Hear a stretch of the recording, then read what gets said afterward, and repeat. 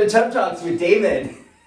My special guest today is Adam Singer, entrepreneur, creator of Adam's Nest, the brand of clothing, jewelry, art, t-shirts, and whatnot that's available online at adamsnest.com as well as in Provincetown. How are you? I'm good. How are you? It's good to finally have you on Tub Talks. That's good to be here. You have been part of the creation of this series and the sort of brainstorming around this series, so it's great to finally have you. Happy to be here. Cool. You comfortable? I'm comfortable. Okay. I might fall down, but I'm You may fall down, but you know, it's the bathtub and these things do happen in a bathtub.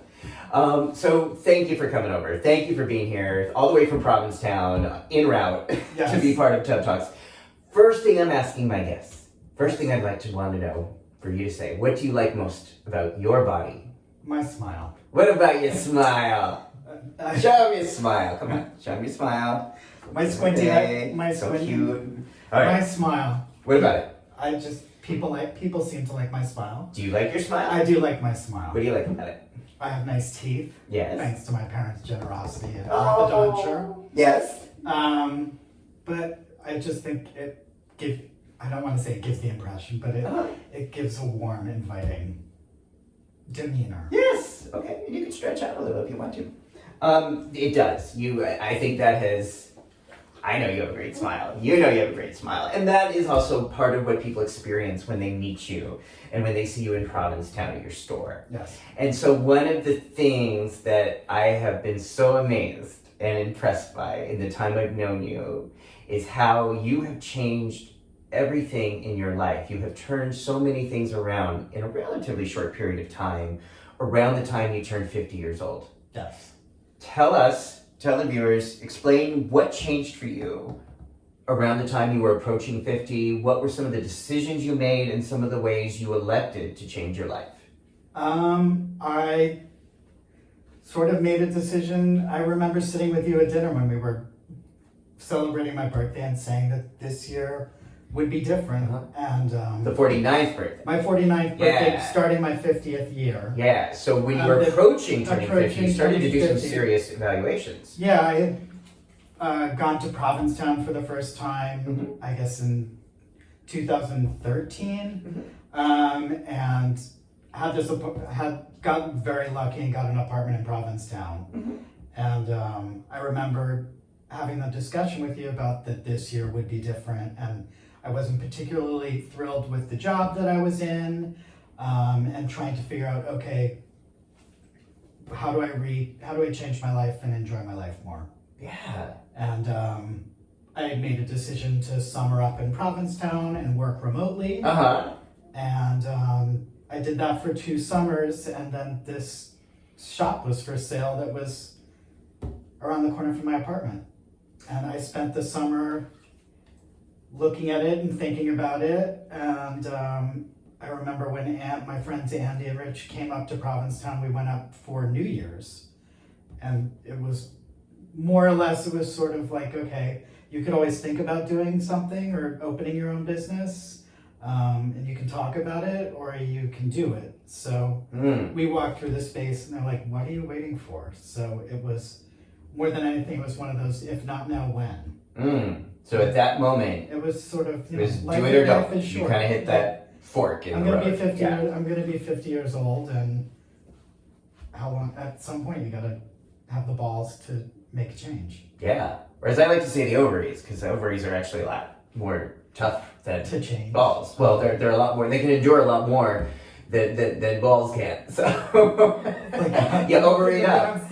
You had this decision to make, and you took action on it. Yes. And you realized I could either just think about this and talk about this or complain about my job, or you could really make substantive changes. Yes. What were some of the inner obstacles that were getting in the way? What were some of the inner thoughts that were fear of failure, fear of money, fear of launching a business that I didn't have any specific plan. I just bought this retail space in Provincetown and launched a business. And you came to launch Adam's Nest. Yes. How did you come to that title? How did you come to this decision about the content that you wanted to share? Well, the name Adam's Nest, that I owned that domain for a very long time. And I own a bunch of domains, but that one just, as time went on, it seemed like the right domain, just because it was me sitting in a 180 square foot shop selling whatever I was going to be selling, and it just seemed an apt moniker for that store in Provincetown. Now, you don't just sell things in your store. There's also meaning and a message behind the merchandise. Yes. What is that? I mean, it's a lot of different things, and I think a lot of it is really sort of the universe had a big role, and the universe played a part in what this shop became. And what did it become? I mean, I think it's politically engaged, socially conscious, spiritually connected, and a bit naughty. And Beautiful. And queer and visible. Beautiful. Politically engaged, spiritually connected, socially conscious, and a little bit naughty.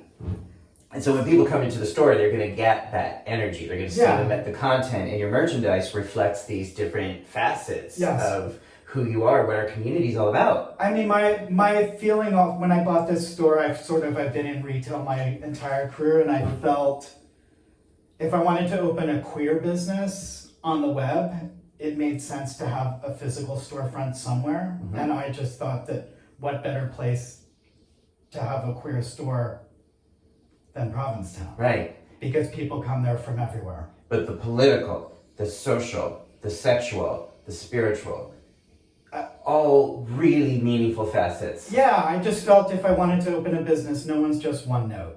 Yeah.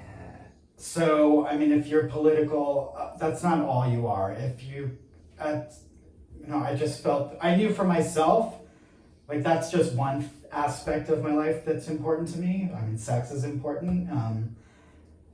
Social justice is important. All of those things are important to me. And I think the universe and the timing, I opened up the shop 4 days after the shooting in Orlando. I opened up the shop the summer before Trump was elected. I opened, you and I met in 2015, and because of that, there was a lot of different information and exposure to PrEP and HIV prevention, and the conversation around that, and the conversation about relationships. And I just think, I don't know if I answered your question, but it's sort of, that's how it came to be. And then the theme for Carnival that summer was back to the 80s. In the summer of 2016. In the summer of 2016 in the shop, the theme for Carnival was back to the 80s. And I wasn't sure what I was going to do, but at the end of the day, I was really surprised that we were celebrating the 80s. I came out in 1985 in the middle of the AIDS crisis. And it just seemed a very strange theme for a carnival to me. And so as everyone was doing Pac-Man and Rubik's Cube and different sort of 80s related graphics, through my life, I've had the fortune of meeting people like Avram Finkelstein and Vincent Cagliostro and people who were early members of ACT UP. And I just felt, you know what? If it's back to the 80s, then I want to print up Silence Equals Death and Read My Lips. And then we also printed Frankie Says Relax, Get Prep. And that sort of planted a flag on what the shop was going to be about, or a big part of what the shop would be about. So you really just were going with the messages, going with what was happening around us, as well as the history that we have been through, that you have been through, and put all of that energy and experience into this 180 square feet, the nest. Yeah, I mean, I have the little queer shop that I always wished existed when I was a kid. That is so I mean, it's sort of, you can, the world has changed so much. Yeah. And being in Provincetown, as much as we live in New York or San Francisco or Massachusetts or Boston or Miami, are places where LGBTQ is much more accepted. When you sit in a little shop in Provincetown and meet people from all around the country, you realize that everyone's experience being LGBTQ varies greatly depending on where in this country you're from. So when you started having Pink Triangle Silence Equals Death shirts in summer of 2016, were there some people who had no idea what that meant? Oh, there's a lot of people. I mean, there are a lot of kids who've never seen any of that. Yeah. So it's a lot of, if I have that up in the wall, I'm telling the history and the story of it and where it came from, and it's source. No, it's been an interesting conversation to have with people, and to meet people who are in ACT UP who have come into the shop because that T-shirt's in the window.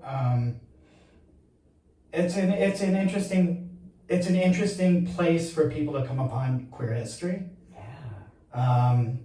So they learn from you and from your merchandise more about our history, about preserving our history of activism and resilience. Well, they see a lot. They see that, as well as, teaching to have parents walk in that might have a gay kid who've never heard of PrEP. Mm-hmm. And to have the conversation with someone and explain what that is, that there's a pill you can take for HIV prevention. I mean, that's a lot to share with some people. It's amazing to me that not everyone knows it, but we operate in our own little bubble.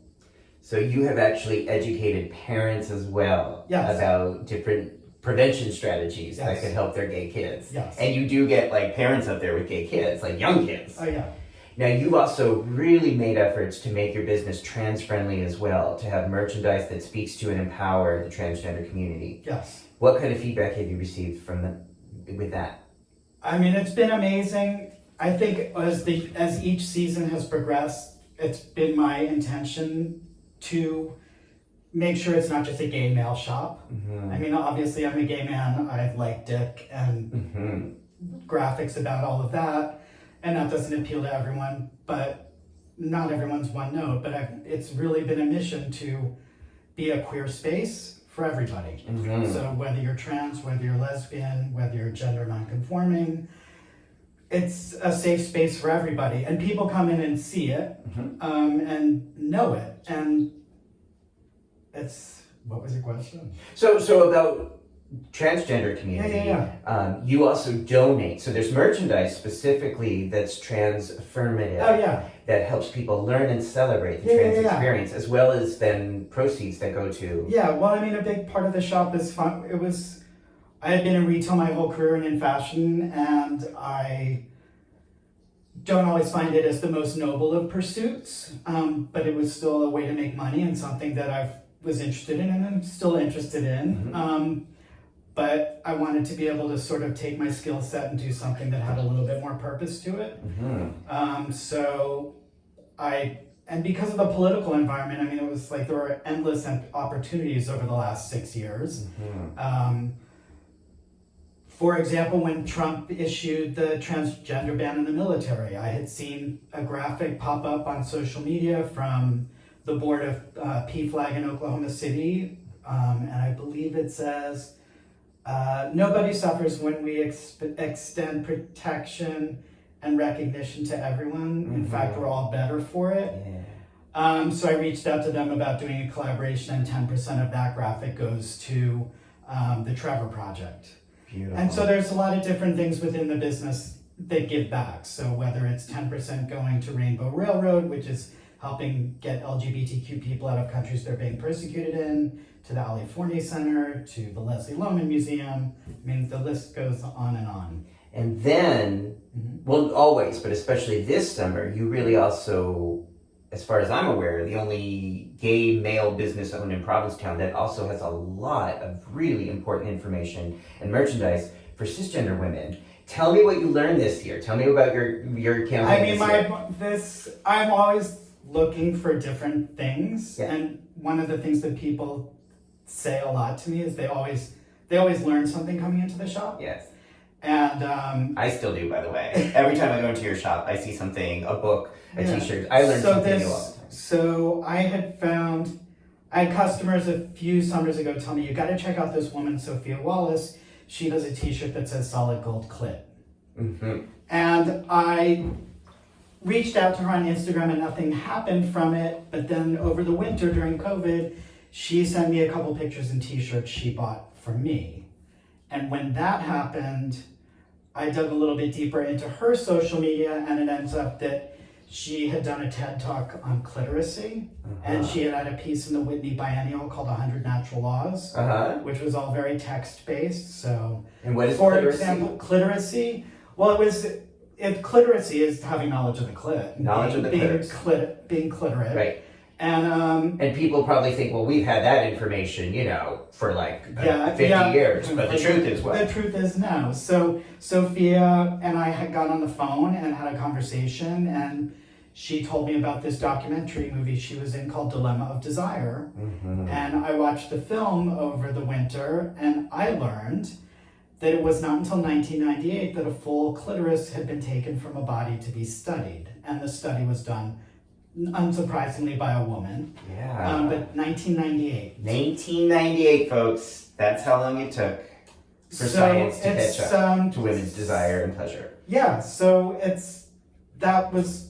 When I learned that fact, I was dumbfounded by that fact. Yeah. And so this was the summer of the clit at Adam's Nest. And I gave that, I've missed giving that spiel the last 2 weeks. Yes. So it's been, it's interesting to see even straight men with their wives. And I give that fact that it wasn't until 1998, and the wife is like, what? And the husband is like, wait, what?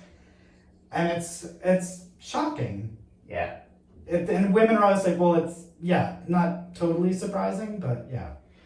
So you're helping bring all these issues to light. Yes. And I also wear a lot of your merchandise when I teach about PrEP, because you have active merchandise that helps people learn about pre-exposure prophylaxis, which a lot of these videos talk about U equals U, which is talked about in these videos. So when people come into the shop, they're getting this full experience of learning and getting to see, in a really fun, playful way, all these wonderful messages about making our world a better place. You also have Black Lives Matter shirts, and you were the only person where I was able to find Black Trans Lives Matter, which is so important, and so, for me, was hard to find. So I use that now when I teach, or if I'm protesting, are your Black Trans Lives Matter shirts. Right. And again, it's just this whole idea that our world could be a more compassionate community if we set our intentions to do that. And so sometimes I talk to people who are approaching 50 or in their 50s who are like, I'm unsatisfied with my life, but I don't know what to do, or I'm too scared to even think about taking a different career path. What might you say to them? There's a really good book called The Great Leap, or The Big Leap, I think, which I read a while ago. No, you can live from love, or you can live from fear. And what about people who are dominated by fear? What about them? What would you suggest would be one thing if someone's watching this and they're thinking, okay, what can I do to start to change my thinking from fear to love? I'm a little hard. I've been running around the last 10 days talking. What is one thing that somebody could say? It's like, okay, I don't know. I'm in my 50s and I think it's too late for me to shift from fear to love. It's never too late. Yeah. Okay. It's never too late. That's right. And you are the living example of that. You're not just telling people about that, but you're showing it. You're role modeling that you can, at that stage, really at any stage in our lives, sort of do some evaluation and say, if I'm in this work, or you have, by that point, you had had over 2 decades of experience in merchandising and fashion. Right. That you can change. You can create something different, something even better. Yes. That not only helps your life, but helps our community and the world around us. No, I'm 55 years old. I came out in the mid-'80s. The world has changed dramatically during my lifetime. So it's great that we have all the letters of the alphabet to see everybody and to continue the conversation and to see the community and the conversation around gender and trans, right? And what's the word I'm looking for? Every permutation to be seen and heard and honored. And if I can help do that, then that's what I want to do. Great. What, if anything, helps you to feel hopeful about the future? Young people. What about them? I just think it's like, I'm hopeful that they'll be able to make change happen. Do you feel like you're seeing that from your vantage point? They have to keep at it. That's I would just say about all of it for all of us. I was like, none of this is a spectator sport. You have to be involved, and whether it's doing what you can to like raise money for a Democratic campaign, or like you knocking on doors in Georgia, like all of it is like it's not a spectator sport, right? And I think we're all witnessing that. Yeah. So you can bury your head in the sand, or you can try to do something. Yeah. Okay. You recently finished your 6th season being open in Provincetown as a storefront.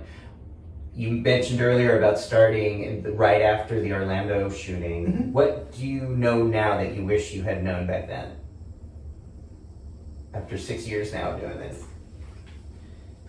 Is that I don't know, but probably that I didn't have to sit, the first 3 years I didn't have to sit in that shop 24/7. Because now I close the shop and go to tea, and I have actual days that I'm closed. Afternoon tea at the Boat Slip in Provincetown, so they can catch you there. I wish I had known that. But, okay. So self-care. Self-care is important. Balance. Work-life balance. Work and play. Listen, Okay. it's not easy launching a business, Right. And it takes a level of commitment It to does. launch a business. Yes, and commitment and consistency. consistent. But self-care and balance is really important too, right? Okay, anything else that you would like to share with your audience, with my audience, about your life, about your work? I think it's the onus is on all of us to like have community and help make community. Beautiful. Regardless of queer or straight or conservative or liberal or whatever. I just think it's up to all of us to figure out how to communicate. Yes, I agree. Well said. All right. Well, Adam, thank you. Thank you for visiting the tub. Thank you for all the amazing things you're doing. I always learn from you this whole time. Oh, and likewise. You are, so inspiring to me and to so many others who have seen that beautiful smile throughout these years. Yes, well, your handprint is all over that shop as well. Ooh, okay. But thank you. No, I truly am honored that I've gotten to, any role I played, to be part of that. Thank you for allowing me. Yes. All right, folks, if you enjoyed this talk, please subscribe down below to get notifications about upcoming Tub Talks. If you didn't like it, send it to someone you hate, and it'll all work out in the end. Thank you for watching Tub Talks. Please continue watching Tub Talks with Damon right here on YouTube. Enjoy.